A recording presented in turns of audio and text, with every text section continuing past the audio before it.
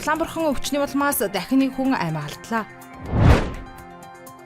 Гашуун Сухбат ганц мод бомтын төмөр замын барилгын ажил албан ёсоор эхэллээ.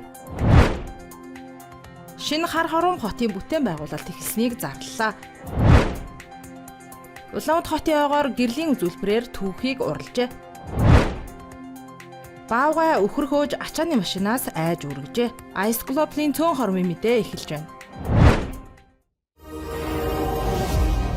Улаанбурхан бол халдварлах чадвар өндөрөөс гадна хүндрэл хэрэгтэй өвчин. Улаанбурханы халдвараар дахин нэг хүн амь насаа алдлаа. Тодорхойлбол 6 дугаар сарын 16-ны байдлаар улсын хэмжээнд Улаанбурханы нийт батлагдсан тохиолдол 7717 болж үүнээс 5800 орчим нь эдгэрч 693 нэмлэгт 1212 нь гэрээр нэмжлүүлж байна. 6 хүүхэд нас барсан байна гэж халдварт өвчин судлалын үндэсний төвөөс мэдээллээ. Улаанбурханаар өвчлсөн нийт тохиолдлын 71 орчим хувь нь вакцинд хамрагдаагүй, 5% нь вакцины нас болоогүй буюу 9-өөс доош сартай хүүхдүүд байна. Мөн амь насаа алдсан хүүхдүүдийн дийлэнх нь вакцины нас болоогүй хүүхдүүд байжээ. Иймээс эрүүл мэндийн яамнаас вакцины нас нь болоогүй 6-аас 8 сартай хүүхдийг Улаанбурхан өвчний эсрэг вакцинд хамруулах шийдвэр гаргаж харьяа сум дүүргийн өрх сумын эмнэлгүүдэд хийж эхэллээ.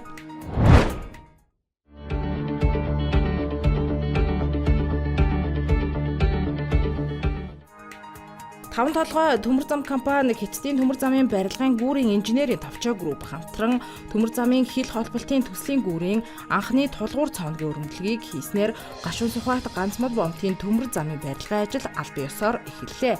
24 сарын хугацаанд барьж байгуулах тус төмөр зам нь 32.6 км урт 1-р зэрэглэлийн 1520 мм өргөн болон 1435 мм нарийн царгийн хос замтай жилд 40 сая тонн ачаа тээвэрлэх хүчин чадал бүхий тээврийн сүлжээ байх юм а. Үүнээс 19.5 км нь гол төмөр зам байх бөгөөд үлдсэн хэсэгт 8-аас 31 м-ийн өндөр дам болон хос гүүрэн байгууламж, хил орчмын хяналтын цогцлбор, технологийн барилга байгууламж, дэд бүтцэц багтаж байна. Төслийн санхүүжилтийг улсын хурлын тогтоолын дагуу Эрдэнэс 5 толгой компани хариуцах ба төсөвт өртгөх нь 902 тэрбум төгрөг байна.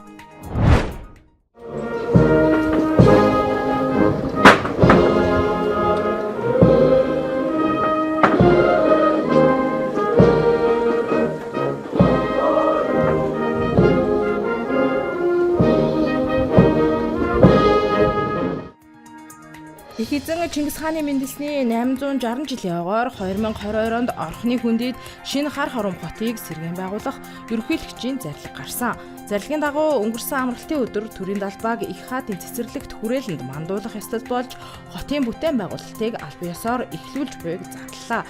Шинэ хар хором хотын нийт талбайн 50% нь ногоон байгууламж, 30% нь барилгажих талбай, 20% нь автозам байх юм а. 1500 га талбайд 1 сая гаруй шилмөст болон навчит мод сөг тарьж угуулахаар төлөвлөснөөс одоогоор 40 гаруй байгууллага аж ахуйн нэгжийн тусламжтай 550 гаруй мянган мод тарьжээ.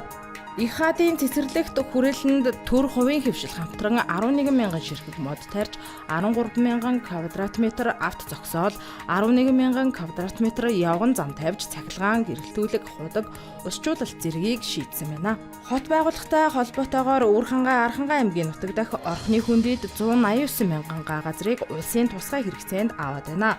Одоогоор их хаадын цэцэрлэгт хүрээлэнгээс гадна мэдээлэл сурталчилгааны цогцлбор байгуулж хөгшин орхон гол хилтгий цагаан нуур эртний нийслэлийн туйрыг сэргээн хотын бүтээн байгуулалтын ерөнхий төлөвлөгөөг боловсруулж байна.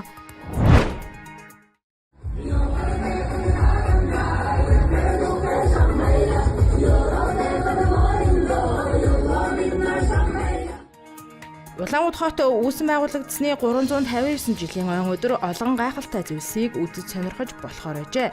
Тухайлбал төв талбайд болсон байгаль театрын тоглолт дахин олныг гайхшрууллаа. Талбай дээр зөвхөн тоглолт гэхээс бас зөндөө гой одоо гэр бүлэрээ амрах хэсгүүдийг хийсэн байна.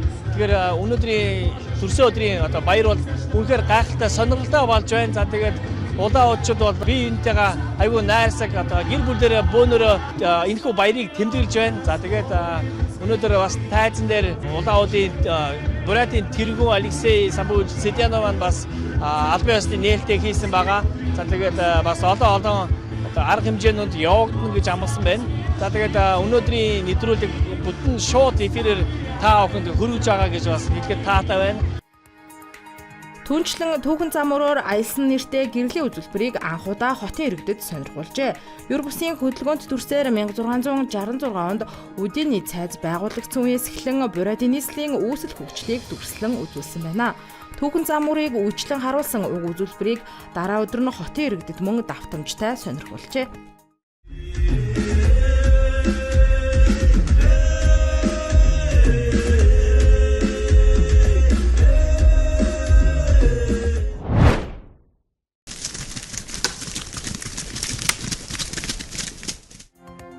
Бурайдад баавгай үхэр хөөсөн болон ачааны машинаас айж үргэсэн явдал гарлаа. Тодорхойлбол 20 аймгийн Худагсгийн байгалийн нөөц газарт баавгай үхэр хөөжээ. Өглөөний гүйх дасгал нөгөө талаар амьд үлдэхийн төлөө хүчин чармайлт нэгэн зэрэг өрнөсөн үйл явдал тус газрын хяналтын камерт бичигдэж үлдсэн байна. Гэрийн тэжээмэл амьтад огт харагдаггүй тус бүс нутагт нь үхэр бэлчиж байгаа нь тайган эзэнд сонирхолтой санагдсан байж болохоо. Харин үхрүүдэд тоглоом биш байх нь ойлгомжтой. Цаашид хэрвээ малчид малаа ийхүү бэлчээвэл малгүй хоцрох нь тодорхой юм а. Баавгай хичнээн эвдүүгэн амтанч 48-аас 50 км цаг хүртэл хурдлах чадaltaй тэдний савраас мултрах амьд үлдэх боломжгүй юм а. Түүнчлэн тайган эзэн юунаас ч үл айдаг зөрөө өнгөрөх хүмүүсийг тоохгүй өнгөрөөх нь байдаг. Гэтэл байгаль нуурын ойролцоох нарсан хойд багваахай цэцэг идэж байсан баавгайг ачааны машин айлгаж үргээжээ. Ice Globe-ийн цөөн хормын мэдээ байла. Ажлын амжилт хүсье.